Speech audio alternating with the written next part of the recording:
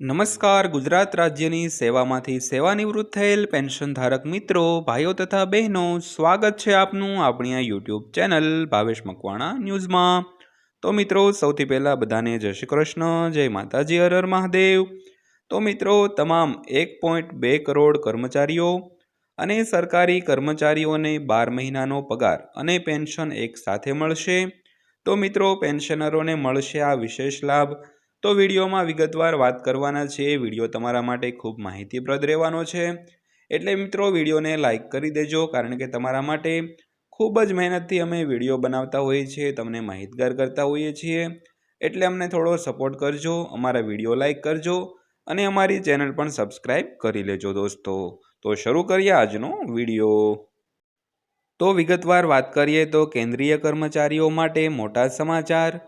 ખરેખર તાજેતરના અપડેટ મુજબ અમે તમને જણાવી દઈએ કે 1.2 કરોડ કેન્દ્રીય કર્મચારીઓને 12 મહિનાનો પગાર સાથે મળશે. ઉપરાંત 8મો પગાર પંચ ક્યારે લાગુ થશે તે નીચેના સમાચારમાં વિગતવાર જાણીશું. તો કેન્દ્ર સરકારના કર્મચારીઓ અને પેન્શનરો જાન્યુઆરી 2026થી તેમના પગાર અને પેન્શનમાં વધારાની અપેક્ષા રાખી રહ્યા છે, પરંતુ આ માટે તેમને વધુ એક વર્ષની રાહ જોવી પડી શકે છે.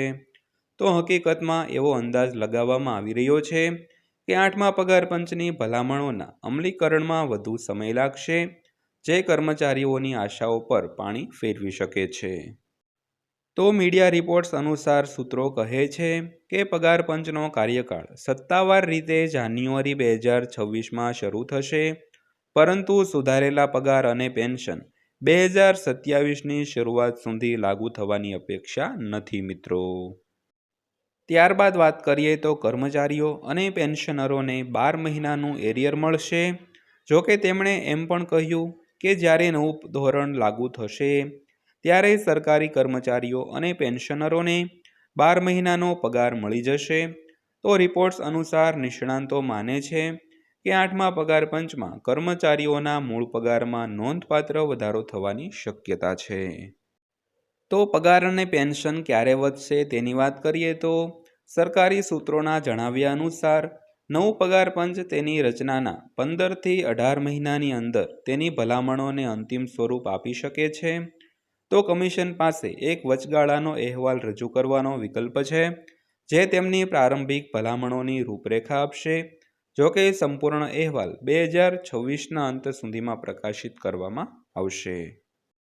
ત્યારબાદ અગાઉના પગાર પંચની પ્રક્રિયાને જોતા અંતિમ અહેવાલ રજૂ થયા પછી પણ સરકારને સરકારી સમીક્ષા અને અમલીકરણ માટે વધારાના સમયની જરૂર પડશે. આનો અર્થ એ થયો કે પગાર અને પેન્શનમાં વધારો 2027ની શરૂઆત પહેલાં લાગુ થવાની શક્યતા ઓછી છે મિત્રો. ત્યારબાદ વાત કરીએ તો સરકારની સંદર્ભની શરતો એટલે કે ટર્મ્સ ઓફ રેફરન્સ ક્યારે મંજૂર કરશે. તો અહેવાલો અનુસાર કેન્દ્રીય મંત્રીમંડળ આ મહિને 8મા પગાર પંચના સંદર્ભના નિયમોને મંજૂરી આપી શકે છે. તો સરકાર કમિશનની રચનાની અંતિમ પ્રક્રિયામાં છે અને કેબિનેટની મંજૂરી મળ્યા પછી સત્તાવાર સૂચના જારી કરવામાં આવશે. એટલે કે કમિશન એપ્રિલ 2025થી તેનું કામ શરૂ કરી શકશે. તો સરકારે 16 જાન્યુઆરી 2025ના રોજ 8મા પગાર પંચની રચનાની જાહેરાત કરી હતી. ત્યારથી સંદર્ભની શરતો અને કમિશનની પ્રક્રિયા અંગે ઘણા વિકાસ થયા છે. તો અત્યાર સુધી શું થયું છે અને આગળ શું થશે તે અમે તમને વિગતવાર જણાવીએ. ત્યારબાદ વાત કરીએ તો કમિશનના અધ્યક્ષ અને સભ્યોની નિમણૂક હજુ બાકી છે. તો કેન્દ્રીય મંત્રીમંડળે કેન્દ્ર સરકારના કર્મચારીઓના પગાર અને પેન્શનરોના પેન્શનમાં વધારો કરવા માટે 8મા પગાર પંચના પગાર વધારાને મંજૂરી આપી છે. તો આ નિર્ણય કર્મચારીઓ અને પેન્શનરો માટે ફાયદાકારક રહેશે. જોકે કમિશનના અધ્યક્ષ અને સભ્યોની નિમણૂક અંગે હજુ સુધી કોઈ નિર્ણય લેવામાં આવ્યો નથી, જે ટૂંક સમયમાં અંતિમ સ્વરૂપ આપવામાં આવશે મિત્રો. ત્યારબાદ વાત કરીએ તો અત્યાર સુધી national council of joint consultative machinery એટલે કે JCMના સ્ટાફ સાઇડ દ્વારા TOR માટે તેમની ભલામણો મોકલી દેવામાં આવી છે. તો કર્મચારી પક્ષે તેના TORમાં કર્મચારી અને પેન્શનરોને આપવામાં આવતા પગાર માળખા, ભથ્થા અને લાભોમાં મોટા ફેરફારોની માંગ કરી છે. તો એક મહત્વપૂર્ણ ભલામણ કેટલાક પગાર ધોરણોના મર્જર સાથે સંબંધિત છે, જેથી પગાર પ્રણાલીને સરળ બનાવી શકાય અને કારકિર્દી વૃદ્ધિ સંબંધિત સમસ્યાઓનું નિરાકરણ લાવી શકાય.